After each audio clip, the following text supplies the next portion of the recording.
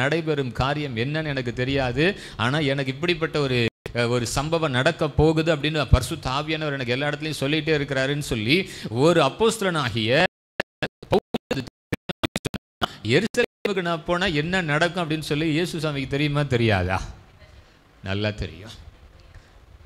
ஆங்கிலத்தில் ஒரு வார்த்தை இருக்கு, ஆம்னி பிரசன்ட் அப்படின்னா எங்கும் நிறைந்தவர். அல்லேலூயா. நான் இன்னைக்கு கொஞ்சம் இந்த மாதிரி ஒரு சில வார்த்தைகளை கவனித்து கொண்டிருந்தேன். அதில் ஒரு வார்த்தை என்ன இருக்குன்னா ஆம்னி சயின்ஸ் அப்படின்னு இருக்கு. OMNI அப்படின்னு போட்டு சயின்ஸ்ன்னு இருக்கு. அதற்கு என்ன ஆவிக்குரிய ஒருவேளை அதற்கான வியாக்கியானம் என்னன்னா எல்லாம் அவர் அறிந்தவர். அல்லேலூயா. எல்லாம் அறிந்தவர். ஒரு மனிதனுடைய இருதயத்தை அவரால் அறிந்து கொள்ள முடியும். தனக்கு என்ன சம்பவிக்க போகிறது என்பதை அவரால் அறிந்து கொள்ள முடியும். அவர் அறிந்தவர், மற்றவர்களை புரிந்தவர். ஹல்லேலூயா. அப்போ அப்படிப்பட்ட சர்வ வல்லமையுள்ள ஒரு தேவன் 30 ஆண்டுகளாக அல்லது 30 ஆண்டுகளாக பெற்றோருடைய அதாவது அவங்களுக்கு கொடுக்கப்பட்ட நியமனத்தை நிறைவேற்றி அடுத்து 3.5 வருஷம் பிதாவினுடைய பூரண சித்தத்தை நிறைவேற்றி அவர் எருசலேமுக்குள்ள போக வேண்டும். இந்த சூழ்நிலையை கொஞ்சம் அப்படி யோசித்து பார்க்கும்போது எவ்வளவு ஒரு அர்ப்பணிப்பு இருந்திருக்க முடியும். அல்லேலூயா. இன்றைக்கு இந்த குருத்தொலை ஞாயிறனுடைய இந்த மாலை கூட்டத்தில் பரிசுத்த ஆவியானவர் நமக்கு கற்றுக் கொடுக்க வேண்டிய சில காரியங்களை வெகு சுருக்கமாக நம்ம பார்க்கலாம். அல்லேலூயா. இன்றைக்கி அப்படியே உட்கார்ந்து கொண்டு சில வசனங்களை எனக்கு தெரிந்த அல்லது என்னுடைய ஞாபகத்தில் இருந்த ஒரு சில வார்த்தைகளை நான் அப்படி கவனித்து கொண்டிருந்தேன். நமக்கு தெரிந்த பகுதிகளில் ஒரு மார்க் எழுதின சுவிசேஷம் 2 பகுதியில் இருக்கிற 2 வார்த்தைகளை நான் எடுத்துக்கொள்ள விரும்புகிறேன். ஒன்று மார்க் எழுதின இயேசுவின் சுவிசேஷம் 11வது அதிகாரம்.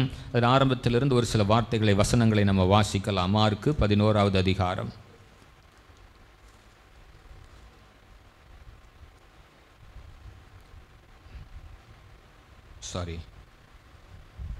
மத்தேயு எழுதின இயேசுவின் சுவிசேஷம் 21வது அதிகாரம்.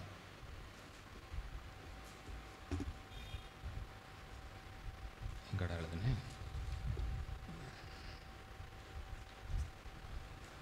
21 ஒரு சில வசனம் முதல் வசனத்திலிருந்தே வாசிங்களேன்.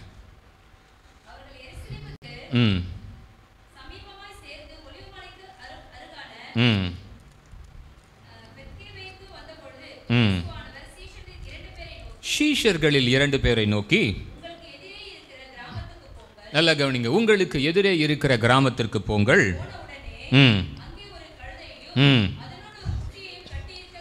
அங்கே ஒரு கழுதையும் குட்டியையும் கட்டியிருக்க காண்பீர்கள். அவைகளை அவிழ்த்து என்னிடத்தில் கொண்டு வாருங்கள். ஒருவன் உங்களுக்கு ஏதாகிலும் சொன்னால் ஆண்டவருக்கு இது என்ன பண்ணுமா, இவைகள் ஆண்டவருக்கு வேண்டும் என்று சொல்லுங்கள். உடனே அவைகளை அனுப்பிவிடுவான் என்று அவர்களை அனுப்பிட்டார். சரி, இதில் நல்லா கவனிச்சு பாருங்க. ஆண்டவராகிய இயேசு கிறிஸ்து இந்த உலகத்தில் உலாவின நாட்களிலே நியாயப்பிரமாணங்கள் ஆனாலும் சரி, தீர்க்க தரிசனங்கள் ஆனாலும் சரி, அழிக்கிறதற்காக நான் வரவில்லை, அவைகளை நிறைவேற்றுகிறதற்காகவே நான் வந்தேன்னு சொல்லி பேசினார். சில நேரங்களில் பழைய ஏற்பாட்டில் ஆண்டவர் இந்த மாதிரி கட்டளைகள் கற்பனைகள் சொல்லப்பட்டிருக்கிறதே, ஒருவேளை ஆண்டவராக இயேசு புதிய ஏற்பாட்டில் வந்ததுக்கப்புறம் அதெல்லாம் அவர் மாற்றி அப்படின்னு சொன்னால் புதிய ஏற்பாட்டுக்கு ஏற்ற மாதிரி சில காரியங்களை மாற்றி கொடுப்பார் என்று யோசித்தால் அது அப்படியல்ல. ஆண்டவராக இயேசு கிறிஸ்துவும் நியாய பிரமாணங்களையும் தீர்க்க தரிசனங்களையும் அவர் நிறைவேற்றினார். அல்லேலூயா. அப்போ தீர்க்க தரிசனம் என்ன அப்படின்னா சகரியாவின் மூலமாய் எழுதப்பட்ட ஒரு வார்த்தை, அவர் இப்படி தான் எருசலேமுக்குள்ள வருவார் என்று சொல்லப்பட்டிருக்கிறது. அது அவருக்காக எழுதப்பட்ட ஒருவேளை இந்த சம்பவமானது நிறைவேறும்படி எழுதப்பட்டிருக்கிற ஒரு தீர்க்க தரிசன வேத வசனம். சகரியாவின் புஸ்தகம் 9வது அதிகாரம் 9வது வசனமா?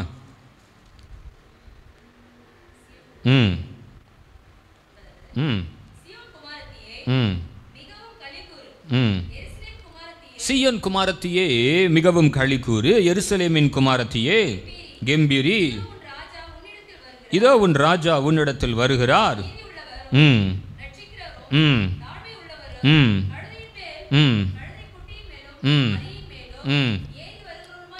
இப்படி ஒரு வார்த்தை, ஒரு தீர்க்க தரிசன வார்த்தை இருக்கு.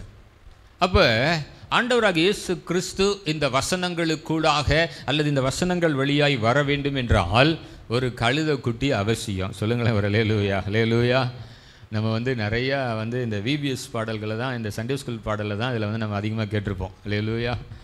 நான் வந்து என் சின்ன பிள்ளைங்களாக இருக்கும்போது குட்டி நாணையா கழுதை குட்டி நாணையா இயேசு ராஜா ஏறி வந்த குட்டி நாணையான்னு இதை காமிச்சிக்கிட்டே சொல்லும் பாருன்ட்டு. அதுக்கடுத்து நிறையா அந்த கழுதைகளை குறித்து நிறையா என்ன சொல்கிறது காமிக்ஸ் மாதிரி, அதாவது 2 கழுதைங்க வந்து என்ன சொல்லுவாங்க, நேற்று இதே வழியில் தான் நம்ம வந்தோம், நம்மளை எவ்வளோ கனம் பண்ணாங்க, இன்றைக்கி இதே வழியில் வரோம், ஒரு கழுதையும் நம்மளை ஒரு பார்க்க வரலையேன்னு. அப்போ கூட வந்து இன்னொரு கழுதை சொல்லிச்சு, நேற்று உன் மேலே யார் ஏறி வந்தா, இயேசு ஏறி வந்தார், அதனால் இயேசு சுமந்து வந்த கழுதையாக இருந்தனால அந்த கனம் நமக்கு கிடைத்தது. இன்றைக்கி எம்டியாக வந்தால் ஒன்றும் நமக்கு கிடைக்காது. அதனால் எப்பயுமே யாரை சுமந்து கொண்டு வரணும், இயேசுவை சுமந்து கொண்டு வருகிற ஒரு கழுதையாக இருக்க வேண்டும். அல்லேலூயா. சரி, இதில் இன்னும் அடுத்த சுவிசேஷ பகுதியில் எப்படின்னா இருவழி சந்து அப்படின்னு சொல்லப்பட்டிருக்கு. 2 வழியில் போகும்போது ஒரு கார்னரில் ஒரு கழுதையை கட்டி வச்சுருப்பாங்க, அந்த கழுதையை அவிழ்த்து கொண்டு வாருங்கள் என்று. நான் சற்று யோசித்து பார்த்தேன், அது வந்து கட்டப்பட்ட ஒரு சூழ்நிலையில் இருக்குது. அதை அவிழ்க்க வேண்டும் என்று ஆண்டவராக இயேசு பேசுகிறார். யாராவது உங்கள்கிட்ட ஏதாவது கேட்டால் அது என்ன செய்யுங்க, ஆண்டவருக்கு வேண்டும் என்று சொல்லுங்கள். இதனுடைய இன்றைக்கி இந்த குருத்தோலை ஞாயிறு அப்படின்ற அந்த கான்செப்டை தாண்டி இந்த ஒரு வசனத்தை இன்றைக்கி சும்மா அப்படி கொஞ்சம் நேரம் பார்க்கும்படியாக ஆண்டவர் உதவி செய்தார். இன்றைக்கி நல்லா கவனித்து பாருங்கள், நீங்களும் நானும் ஆண்டவருக்கு தேவை.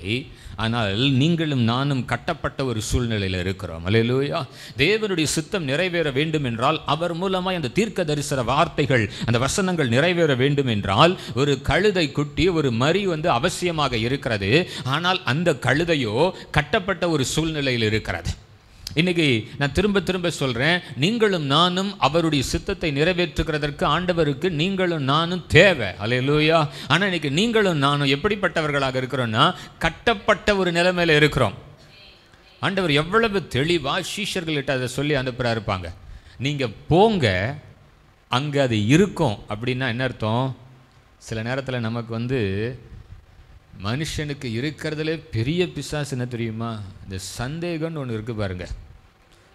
சீஷர்கள் வந்து ஏன் உடனே கீழ்ப்படிஞ்சு போயிருக்கிறாங்க அப்படின்னு நான் சற்று யோசித்து பார்த்தேன். ஏன்னா அவங்களுக்கு நல்லா தெரிஞ்சிருந்தது, ஆண்டவர் ஏதாவது ஒன்று சொன்னார்னா கட்டாயம் அங்கே என்ன இருக்கும், இல்லாமல் இருக்காது. சில நேரத்தில் நமக்கு வந்து நம்மளுடைய விசுவாசம் வந்து ரொம்ப ரொம்ப ரொம்ப பலவீனமாக இருக்குது. நான் அப்படி தான் சொல்லணும்.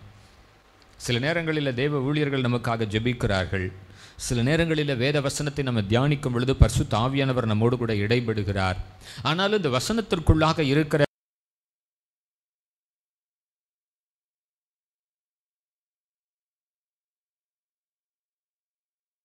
முடியலை. அப்போ ஆண்டவராக இயேசு கிறிஸ்து சொன்னபடி அவர்கள் போனார்கள். அது வந்து கட்டப்பட்டிருந்தது. நான் நிச்சயமாக சொல்கிறேன், அந்த கழுதைக்கும் அந்த கழுதை குட்டிக்கும் நிச்சயமாக ஒரு எஜமான் இருந்திருப்பான். அவன் தானே கேட்க முடியும், வேறு யார் கேட்பா? யாராவது உங்களுக்கு ஏதாவது கேட்டா அப்படின்னு சொல்லி ஆண்டவர் சொல்கிறார். ஆனால் நான்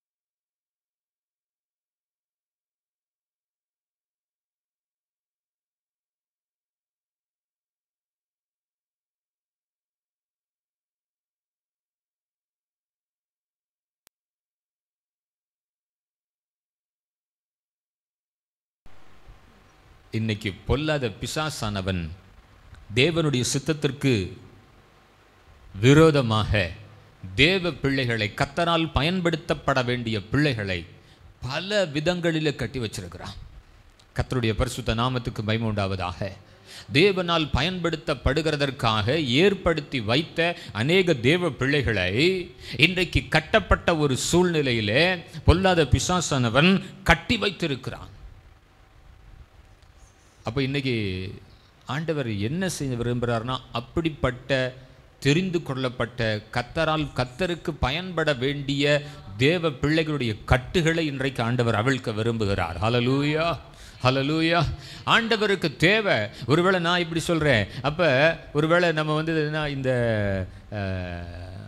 சரித்திரம் அல்லது இந்த ஹிஸ்டாரிக்கல் தீம் மாதிரி போகாமல் இது கட்டப்பட்டிருக்கிற ஒரு பிசாசுன்னு வச்சுக்கோங்க. ஒரு மனிதனை தேவனுடைய சித்தத்திற்கு ஒப்பு கொடுக்க கூடாதபடி கட்டி வைத்திருக்கிற சில பிசாசின் வல்லமைகள். இப்போ இந்த சீஷர்கள் போய் சொல்கிறாங்க, அது யாருக்கு வேணும்? ஆண்டவருக்கு வேணும். அல்லேலூயா, அது அவருக்கு வேண்டும். அப்படி சொன்ன உடனே அடுத்த வார்த்தை ஒன்றுமே பேசலையாங்க, கூட்டிகிட்டு போ அப்படின்ட்டான். அல்லேலூயா. இன்றைக்கு தேவனுடைய வார்த்தை பரத்திலிருந்து நமக்காக நீங்களும் நானும் ஆண்டவருக்கு தேவை என்று எந்த எஜமானனாக இருந்தாலும் சரி, எந்த கட்டுகளாக இருந்தாலும் சரி, நம்மை விடுவிக்கும்படியாய், ஆண்டவருக்காக நம்ம செயல்படும்படியாய், கர்த்தர் நம்மளை பயன்படுத்தும்படியாய் ஆண்டவர் விரும்புவாரானால் இன்றைக்கு கட்டப்பட்டிருக்கிற நம்முடைய சூழ்நிலையை ஆண்டவர் கட்டவிழ்ப்பார். அல்லேலூயா. நீங்களும் நானும் ஆண்டவருக்காக பயன்பட அவரை சுமக்கிற ஒரு பாத்திரமாக, ஒருவேளை அங்கே கழுதன் இருக்கு, நான் இப்படி சொல்கிறேன், அவரால் பயன்படுத்தப்படுகிற ஒரு பாத்திரமாக கர்த்தர் நம்மை மாற்ற விரும்புகிறார். அல்லேலூயா. அடுத்தடுத்து இந்த காரியங்களுக்குள்ளாக அப்படியே நான் உள்ளே போகிறதற்கு நான் வாஞ்சித்தேன். அப்போ நீங்கள் பார்த்தீங்கன்னா வேதம் எப்படி சொல்லுகிறதுனா, ஓசன்னா அப்படின்ற வார்த்தைக்கு என்ன தெரியுமா? அங்கே நான் ஒரு இந்த டிரான்ஸ்லேஷன், ஒரு வார்த்தைக்கு அர்த்தம் என்னன்னு போடுற ஒரு 2-3 ரெஃபரன்சஸ் அன்றைக்கி பார்த்துக்கிட்டு இருந்தேன். அது துதிகளிலே ஒரு விதமான துதி. அதாவது இப்போ ஒரு ராஜா உள்ளே வராருன்னு வச்சுக்கோங்க, அந்த ராஜாவை துதிக்கிறதுக்கு ஒரு சில ஸ்லோகன் வச்சுருப்பாங்க. ஆமாம், அவருடைய சர்வ வல்லமை என்ன பண்ணுவாங்க, ஒரு ஆள் துதியாக பாடிக்கிட்டு இருக்கோம், எங்கள் ராஜா இப்படி, அந்த ராஜா அப்படின்னு. அப்போ ஓசன்னா அப்படின்றது அது ஒரு துதிக்கு ஒரு அடையாளமாக இருக்கிறது. அந்த துதியினுடைய வியாக்கியானம் என்னவென்றால், ராஜாவே இப்பொழுதே எங்களை ரட்சியும், சேவ் நவ் அப்படின்னு போட்டிருக்கு. போகும்போது ஒரு பைபிள் இதில் கூட இருக்குது பாருங்கள், கிங் ஜேம்ஸ் வெர்ஷனுடைய ஒரு ரெஃபரன்ஸில் அவங்களுடைய துதி நமக்கு நம்ம ஓசன்னா இந்த ஹையஸ்ட்னு சொல்லி நம்ம என்ன பண்ணுறோம், ஒரு ஆராதனை பாடலாக நம்ம இந்த பாடல்களை நம்ம பாடுகிறோம். ஒருவேளை நல்லது. ஆனால் ஓசன்னா அப்படின்றதற்கு ஒரு ஆவிக்குரிய பதம் என்னவென்றால், ராஜாவே இன்றைக்கு இப்பொழுதே, சேவ் அஸ் நவ், இப்பொழுதே எங்களை ரட்சியும் அப்படின்னு அதற்கு அர்த்தமா. அப்போனா உண்மையாக அந்த காலகட்டங்களில் இயேசு கழுதையின் மேல் பவனியாய் வந்த பொழுது உன்னதத்தில் இருக்கிற தேவனுக்கு ஓசன்னா அப்படின்னு சொல்லி அவங்களுக்கு சொல்லுகிறதற்கான காரணம் என்னென்னா, ஆண்டவரே இதுக்கப்புறம் எங்களை ரட்சிக்கிறதுக்கு ஒருத்தரால் முடியாது, இன்னைக்கு இப்போவே எங்களை என்ன பண்ணிருங்க, ரட்சியுங்க ஆண்டவரே. இனியும் காலம் தாமதிப்பது அல்ல, இனியும் நாட்கள் அல்ல, இதுக்கப்புறம் ஒரு டைம் இப்படி வருமானு தெரியலை, எங்களை இப்போவே நீங்கள் ரட்சியுங்கப்பா. ஒருவேளை இந்த குறிக்கப்பட்ட சம்பவத்திற்காக நான் வேறு சில காரியங்களை பார்த்த பொழுது எனக்கு இன்னும் எப்படின்னா ரொம்ப ஒரு ஆவியில் ஒரு சோர்வு தான் ஏற்பட்டது. என்ன அப்படின்னா, இந்த எருசலேமுக்குள்ளே போகிறதற்கு முன்னாடி ஆண்டவராகிய இயேசு கிறிஸ்து சில காரியங்களை செய்து முடிக்கணும் அப்படின்னு சொல்லி ரொம்ப பிரயாசப்பட்டாராம் அந்த எருசலேமுக்காக. ஒரு தடவை கடந்த ஆண்டு ஆகஸ்ட் மாதம் என்று நினைக்கிறேன், ஆண்டவர் நமக்கு கொடுத்த வாக்கு தத்தங்களில் ஒன்றை நம்ம தியானித்தோம், நீ எருசலேமின் வாழ்வை காண்பாய் என்று. அப்போ எருசலேமினுடைய வாழ்வுனா என்ன அப்படின்னு சொல்லி ஒரு பெரிய லிஸ்ட் இருக்குது.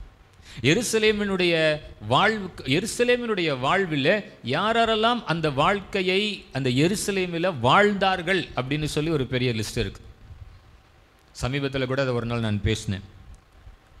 எருசலேமில் யார் இருந்தார்கள், யார் வாழ்ந்தார்கள், அவர்களுடைய வாழ்ந்த வாழ்க்கை என்ன, நமக்கு ஒரு வாக்குத்தத்தமாக வருதே, நீயும் அந்த எருசலேமின் வாழ்வை வாழ்வா என்ற ஒரு வாக்குத்தத்தமும் அந்த வசனத்தில் சொல்லப்பட்டிருக்கே. அப்போ அந்த எருசலேம் என்றால் அதனுடைய வாழ்க்கை என்றால் அதில் வாழ்ந்தவர்கள் யார் என்றால் ஒரு பெரிய லிஸ்ட் இருக்கு.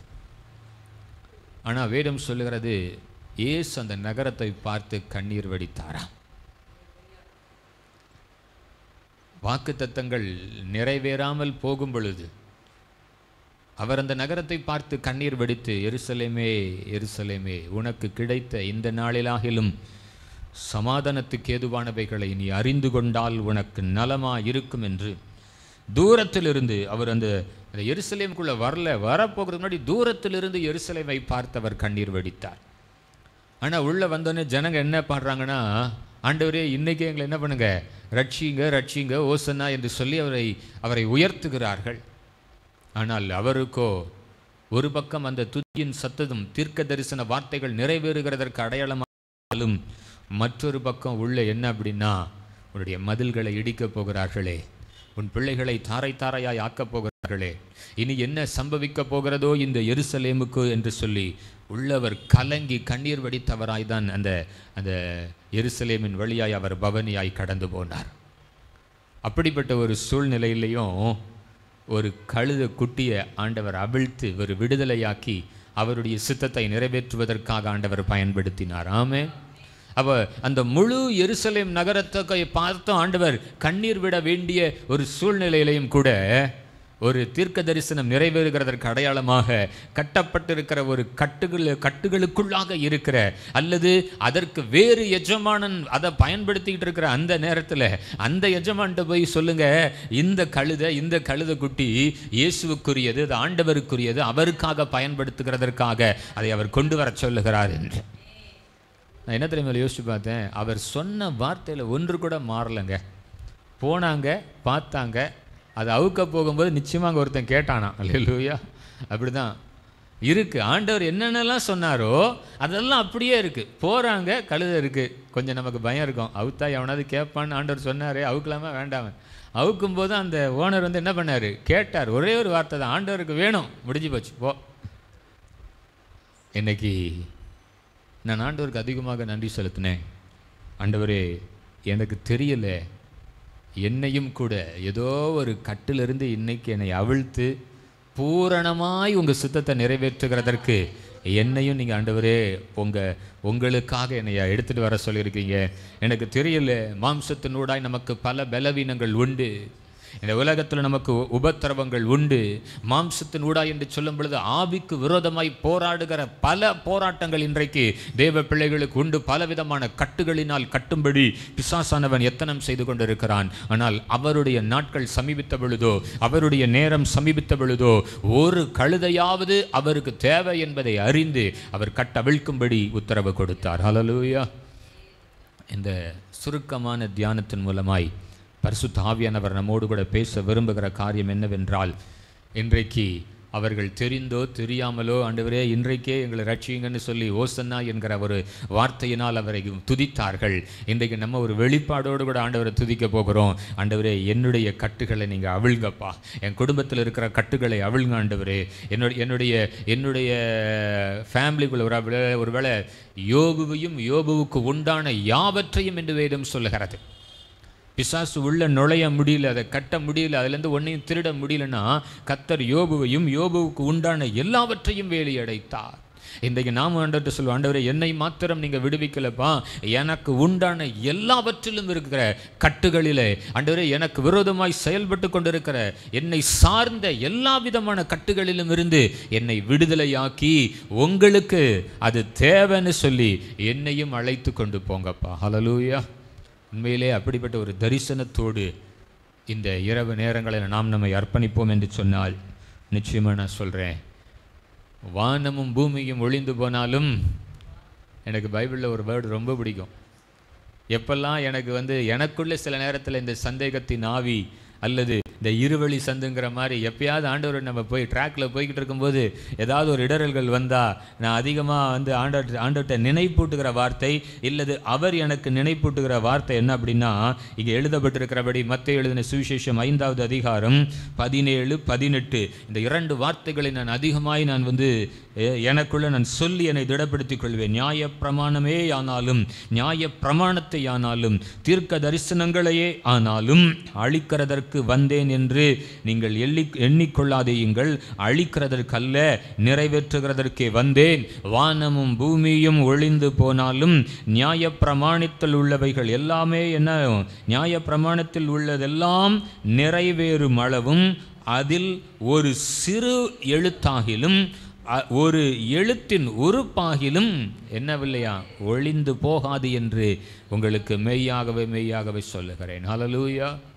இன்றைக்கு ஆண்டவர் நம்மளை பார்த்து உன் கட்டுகளை அவிழ்க்கும்படி இன்றைக்கு வந்திருக்கிறேன்னு சொன்னால் எதையும் எந்த வல்லமையும் அதை என்ன பண்ணவே முடியாது, தடுத்து நிறுத்தவே முடியாது. எனவே நமக்கு ஒரு விடுதலை உண்டு.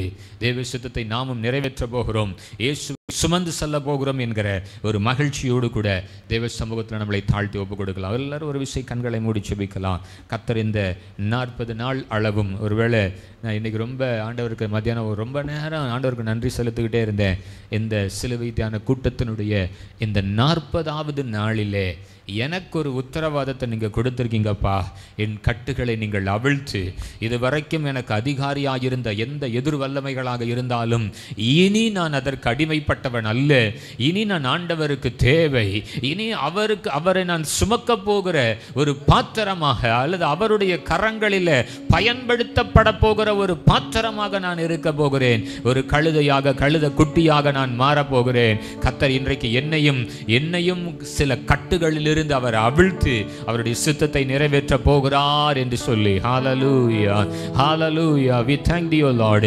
இந்த 40வது நாளிலே 39 நாட்கள் பல தேவ செய்திகளை, பல வியாக்கியானங்களை, பல வேத வசனங்களை கர்த்தர் நமக்கு தந்து கொண்டே இருந்தார். ஒவ்வொரு வசனமும் நம்மோடு கூட பேசிக்கொண்டே இருந்தது. இந்த 40வது நாளினுடைய நிறைவில் நாளைய தினத்திலிருந்து சிலுவை பாடுகளை நம்ம தியானிக்க போகிறோம். ஹalleluya. இன்னைக்கு சிலுவை தியான கூட்டங்கள் என்று இந்த 40 நாட்கள் தியானித்தோம். அடுத்த 6 நாட்கள் நம்ம சிலுவை பாடுகள், அல்லது 5 நாட்கள் சிலுவை பாடுகளை நம்ம தியானிக்க போகிறோம். ஹalleluya. ஒரு பரிசுத்த வாரத்திற்குள்ளாக நம்ம பிரவேசிக்க போகிறோம். இன்றைக்கு கர்த்தர் நம்முடைய கட்டுகளை அவிழ்ப்பாராக. இன்றைக்கு நமக்கு அதிகாரியா இருக்கிற எல்லா பிசாசின் கிரியைகளிலிருந்து நம்மளை கர்த்தர் விடுவிப்பாராக. இனிமே நம்ம பிசாசுக்கு அடிமைப்பட்டவர்கள் கிடையாது. பிசாசுடைய கட்டுகள் நம்மை கட்ட முடியாது. நம் ஆண்டவருக்கு தேவை. நீங்க ஆண்டவருக்கு தேவை. இயேசுவுக்கு நீங்கள் தேவை. அவருடைய கரங்களில் பயன்படுத்தும்படி கர்த்தர் உங்க கட்டுகளை இன்றைக்கு அவிழ்க்க விரும்புகிறார். ஹalleluya. thank you Jesus. தகப்பனே, இன்றைக்கு நாங்களும் எங்களை அர்ப்பணிக்கிறோம். நாங்களும் எங்களை ஒப்பு கொடுக்கிறோம். ஆண்டவரே, எல்லா கட்டுகளிலும் இருந்து எங்களை விடுவீங்கப்பா. எல்லா உபத்திரவங்களிலும் இருந்து எங்களை விடுவீங்க ஆண்டவரே. ஆண்டவரே, இந்த மாம்சத்தினோடாய் போராடுகிற எல்லா போராட்டத்தின் ஆவிகளில் இருந்து எங்களை விடுவீங்கப்பா.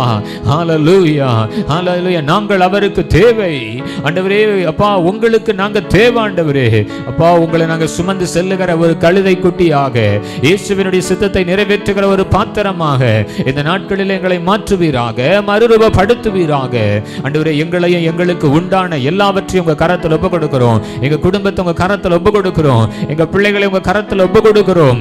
தகப்பனே, ஒரு விசை மனம் இறங்குங்கப்பா, மனம் இறங்குங்க. எல்லா கட்டுகளும் இயேசுவின் நாமத்தில் அவிழ்க்கப்படுவதாக. தடைகளை கொண்டு வந்த தடைகளினாலே ஆண்டவரே தேவ சமூகத்திற்குள்ளாய் கிட்டி சேரக்கூடாதபடி ஆண்டவரே கட்டி வைத்திருந்த எல்லா கட்டுகளும் இயேசுவின் நாமத்தில் இன்றைக்கு அவிழ்க்கப்படட்டும். இயேசுவின் நாமத்தினால விடுவிக்கப்படட்டும். ஹalleluya. இனி நாங்கள் அவருக்கே சொந்தம். இனி அவருக்கு மாத்திரமே சொந்தம். ஓ, மகிமை மகிமை மகிமை. தேவனுடைய வல்லமை இன்றைக்கு பலத்த விதத்தில் இறங்கி வரட்டும், இறங்கி வரட்டும். எல்லா அந்தகாரத்தின் வல்லமை, அந்தகாரத்தின் இருள் எங்களை விட்டு விலகுவதாக. ஆண்டவரே, எங்களுக்காய் கண்ணீர் வெடித்தீரே. அன்றைக்கு அந்த எருசலேம் நகரத்தாருக்காய் கண்ணீர் வெடித்தீரே. ஆண்டவரே, இன்றைக்கு அப்பா, நாங்கள் எங்களை அர்ப்பணிக்கிறபடியினாலே பரலோகம் மகிழ்வதாக, இயேசுவினுடைய இருதயம் மகிழ்வதாக. ஹalleluya hallelujah. நன்றி செலுத்துகிறோம், நன்றி செலுத்துகிறோம். ஆண்டவரே, சங்கீதக்காரனை போல துணிகரமான பாவத்துக்கு என்னை விலக்கி காத்தருளும். ஆண்டவரே, எனக்குள் இருக்கிற எல்லா துணிகரமான காரியங்களிலும் இருந்து என்னை விலக்குங்கப்பா. ஹalleluya. கழுவுங்க ஆண்டவரே. பாவமற எங்களை கழுவுங்கப்பா. எங்களை பரிசுத்தப்படுத்துங்க ஆண்டவரே.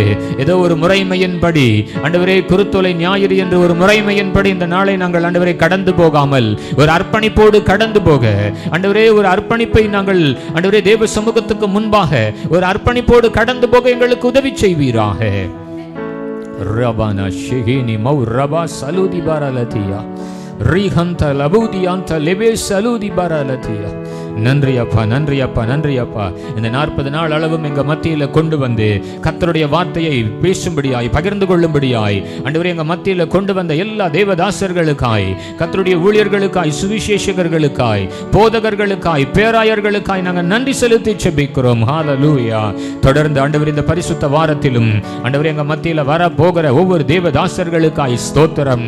அபிஷேகத்தோடு, வல்லமையோடு, அதிகாரத்தோடு, பரிசுத்த ஆவியானவருடைய நிறைவோடு கர்த்தர் ஒவ்வொருவரையும் எங்கள் மத்தியில் கொண்டு வாங்க ஆண்டவரே. அடுத்த வாரம் முழுவதும் எங்களை நாங்கள் இன்னும் அதிகமாய் அர்ப்பணித்து ஆண்டவரே எங்களுக்கு கொடுத்த அந்த ஊழிய தரிசனங்களை புதுப்பித்துக் கொண்டு ஒரு புதிய பிரதிஷ்டைக்குள்ளாய் ஆண்டவரே நாங்கள் புறப்பட்டு போக எங்களுக்கு உதவி செய்வீராக ஆண்டவரே. இந்த வருடத்தில் எங்களுக்கு கொடுத்த இந்த நல்ல ஆவிக்குரிய அனுபவங்களுக்காய் ஸ்தோத்திரம்.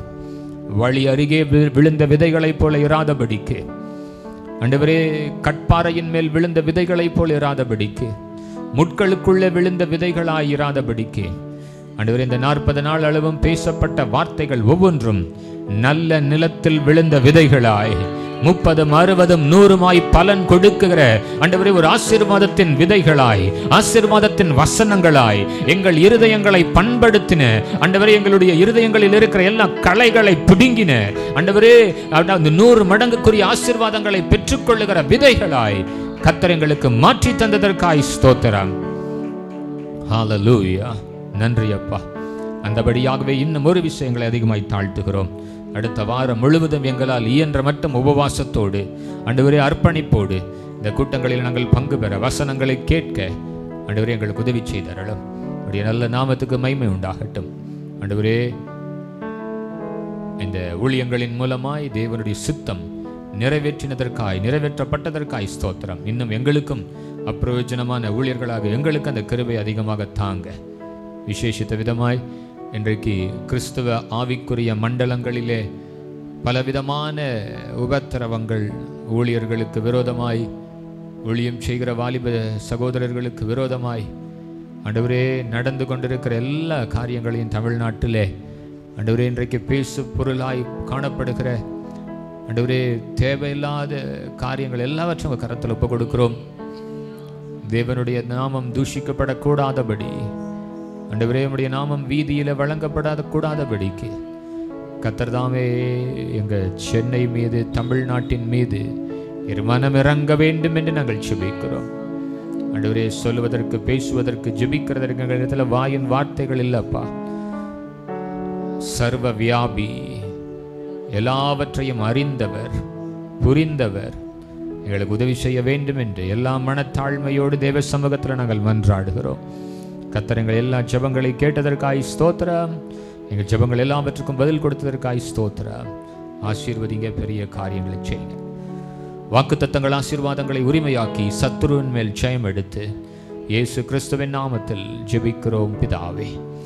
ஆமென், ஆமென். யாவரும் சேர்ந்து சொல்வோம். என் ஆத்துமாவே கர்த்தரை ஸ்தோத்ரி, என் முழு உள்ளமையுடைய பரிசுத்த நாமத்தை ஸ்தோத்ரி.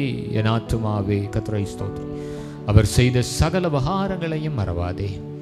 ஆமென். ஆசீர்வாதம் நம்முடைய கர்த்தராகிய இயேசு கிறிஸ்துவின் கிருபையும் பிதாவாகிய தேவனுடைய அன்பும் பரிசுத்த ஆவியானவருடைய அன்பின் ஐக்கியமும் சமாதானமும் பாதுகாப்பும் நம் அனைவரோடும், எல்லா தேவ பிள்ளைகளோடும், பரிசுத்தவான்களோடும் நம்முடைய ஆண்டவராகிய இயேசு கிறிஸ்து மீண்டும் வரும் வரை நீடித்து நிலைத்திருப்பதாக. ஆமென், ஆமென். ஹல்லேலூயா, ஹல்லேலூயா, ஹல்லேலூயா. கர்த்தர் நம் அனைவரையும் ஆசீர்வதிப்பாராக. God bless you all. நாளைய தினத்தில் ஸ்டான்லி எபினேசர், சுவிசேஷகர் ஸ்டான்லி எபினேசர் அண்ணன் நம்ம மத்தியில் வராங்க. ஒரு மகிமையான ஒரு அபிஷேகத்தில் நடத்தக்கூடிய ஒரு தேவ மனுஷன். ஹல்லேலூயா. அவர் நேற்று நான் பேசினேன், அண்ணன் திங்கட்கிழமை நீங்கள் வரணும் அப்படின்னு சொல்லி அவர் என்கிட்ட சொன்ன ஒரே வார்த்தையில் முடித்தார். நாளைக்கு சரியான ஒரு அனாண்டிக் செஷன் நடத்திடுவோம் பிரதர் அப்படின்னார். ஹல்லேலூயா. அதனால் நாளைக்கு எனக்கு தெரிந்து கவர்மெண்ட் ஹாலிடே தமிழ்நாட்டில். நாளைக்கு என்னது, தமிழ் வருட பிறப்பு. அதை இப்போ எப்படி மாற்றிட்டாங்க, அம்பேத்கருடைய பிறப்பா ஏதோ மாற்றி சொல்கிறாங்க. ஓகே. அதனால் பேங்க்கு, ஆஃபீஸு எல்லாம் நாளைக்கு என்னது, லீவு. வீட்டில் பகலெல்லாம் நல்லா ரெஸ்ட் எடுத்துகிட்டு சாயங்காலம் 7 மணிக்கு என்ன பண்ணுங்க, வந்துடுங்க. ஹல்லேலூயா. கர்த்தர் நம் அனைவரையும் ஆசீர்வதிப்பார். God bless you all.